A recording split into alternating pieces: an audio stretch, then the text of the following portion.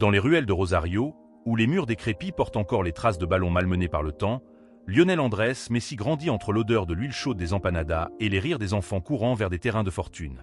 Son premier souvenir? Un ballon en cuir éraflé, offert par sa grand-mère Mathilde, qu'il serre contre lui-même dans son sommeil. À 4 ans, il trottine déjà derrière ses frères Rodrigo et Macia, ses petites jambes luttant pour suivre leur rythme. Le soir, dans la cour de la maison familiale aux carreaux fissurés, Roré, son père, improvise des cages avec des briques. Les tirs de Lionel, précis et foudroyants, laissent des éraflures sur les murs, des stigmates que Célia, sa mère, préservera comme des reliques bien après leur départ pour l'Espagne. À Grandoli, le club de quartier où Roré entraîne, Lionel évolue parmi des garçons plus âgés et costauds. Salvador Aparicio, l'entraîneur, se souvient d'un enfant si menu qu'on le croirait transparent, jusqu'à ce qu'il touche le ballon. Il jouait comme s'il avait des yeux dans les chevilles, raconte-t-il. Les jours de pluie, lorsque le terrain se transforme en bourbier, Lionel danse entre les flaques, ses crampons usés glissant à peine. Un après-midi, après avoir marqué 7 buts en mi-temps, un parent d'élève lance à Roré « Ton fils est un extraterrestre ». La blague deviendra prophétique. Mais à 9 ans, le ciel s'assombrit. Les médecins annoncent son déficit en hormones de croissance. Les injections coûtent 1 500 $ par mois. Une somme astronomique pour les Messi. Newell's Old Boys, où Lionel brille pourtant en équipe junior, refuse de payer. Mathilde, la grand-mère, vend ses bijoux. Roré cumule les heures à l'usine. Pendant des mois, Lionel subit les piqûres quotidiennes dans la cuisine, serrant les dents pour ne pas pleurer. Un jour, tu seras le meilleur, murmure Célia en essuyant ses larmes.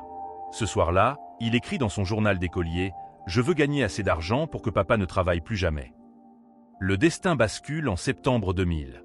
À Barcelone, lors d'un essai organisé par l'agent Horacio Gagioli, Karl Roxach, directeur sportif du Barça, observe un gamin timide dribbler 5 adversaires d'affilée.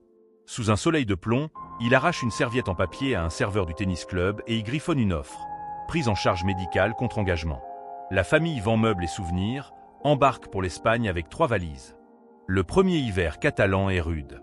Dans l'appartement exigu de la Grand Via Carl III, Lionel grelotte sous une couverture trop fine, écoutant les enregistrements de sa grand-mère sur un Walkman. À la Masia, il peine à avaler le PAMB Tomaquet et rêve des milanaises de sa mère. Les nuits, il appelle Mathilde, morte peu avant leur départ, et promet de ne pas décevoir son sacrifice. À 13 ans, il se lie à la Masia avec un trio inséparable. Gérard Piqué, l'aristocrate charmeur, Cesc Fabregas, le surdoué tactique, et lui, l'Argentin silencieux. Ensemble, ils inventent des combinaisons lors d'entraînements nocturnes, sous les projecteurs éteints du mini-estadi. Un soir, Pep Guardiola, alors capitaine de l'équipe première, les surprend et lance à Franck Rijkaard « Ce petit va nous rendre tous fous ». La prophétie s'accomplit le 16 novembre 2003. À 16 ans, Messi entre en jeu contre Porto, dribble 2 défenseurs avant de trembler le poteau. Ronaldinho, son idole, le porte en triomphe dans les vestiaires. « Ce gamin sera meilleur que moi ». Ses premiers buts en Liga ressemblent à des œuvres d'art. Contre Albacete en 2005, il feinte le gardien d'un petit pont si audacieux que les supporters croient à un accident. Puis viennent les années Guardiola, 2008 à 2012, où le Barça devient une mécanique céleste. Messi, faux neuf, apprend à lire le jeu comme une partition. Xavi et Iniesta, ses complices, lui envoient des passes que seul un devin pourrait anticiper. En 2012, sa série de 91 buts en un an défie la logique. Triplé en champion, dribble serpentin contre le Real Madrid, lobe depuis la ligne de Touya. Pourtant, après chaque exploit, il rentre chez Antonella, son amour d'enfance, pour changer les couches de Thiago, son premier fils.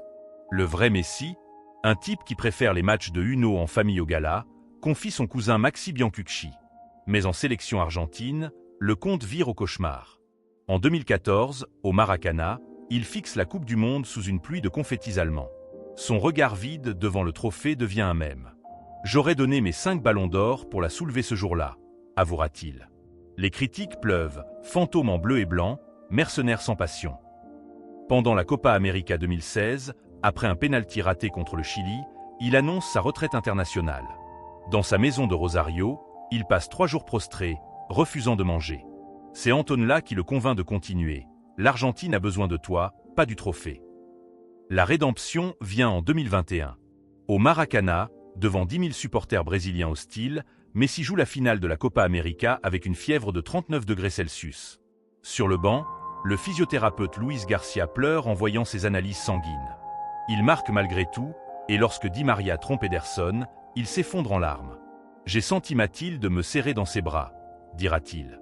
1 an plus tard, au Qatar, le destin s'achève.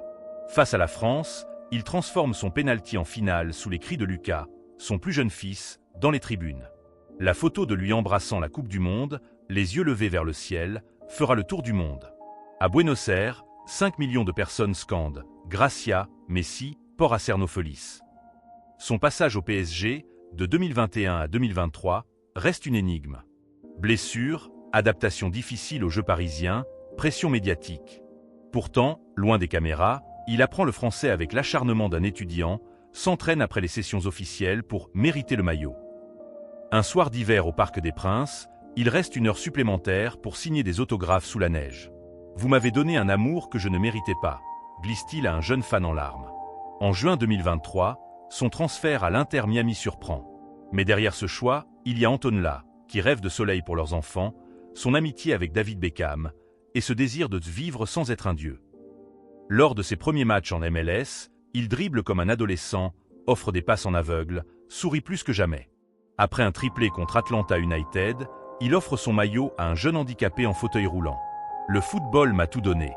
Maintenant, je veux redonner », explique-t-il en inaugurant un hôpital pour enfants à Rosario. Aujourd'hui, à 37 ans, il joue encore, transformant chaque match en hommage à ceux qui ont cru en lui. Mathilde, Roré portant des sacs de vis à l'usine, Célia nettoyant des bureaux jusqu'à minuit. Le soir, dans sa villa de Fort Lauderdale, il regarde les vieux matchs de Newell's avec ses fils. « Regarde, Thiago, ce gamin là-bas. C'était moi avant que la vie ne me donne des ailes. » Et lorsque les projecteurs s'éteignent, Lionel Messi redevient Léo, l'enfant de la Serra qui rêvait simplement de ne jamais lâcher son ballon. Si l'histoire de Lionel Messi t'a inspiré, fait vibrer ton âme de footballeur ou simplement rappeler que les rêves peuvent survivre aux tempêtes, alors ne laisse pas cette vidéo partir sans un signe DET à part. Clique sur le gros pouce bleu pour rendre hommage à la plus grande légende du football. Abonne-toi pour ne rien manquer des récits épiques, des documentaires exclusifs et des hommages aux héros du sport. Commente ton moment préféré de Messi, son but mythique en finale du mondial, son dribble devant Boateng, ou ce pénalty sous les larmes du Maracana. Partage cette vidéo avec un ami qui a besoin d'entendre que rien n'est impossible. Parce que Léo, lui, l'a prouvé 1 milliard de fois. Étoile rutilante et surtout, index revers point vers la droite blanc active la cloche pour être le premier à découvrir notre prochaine vidéo.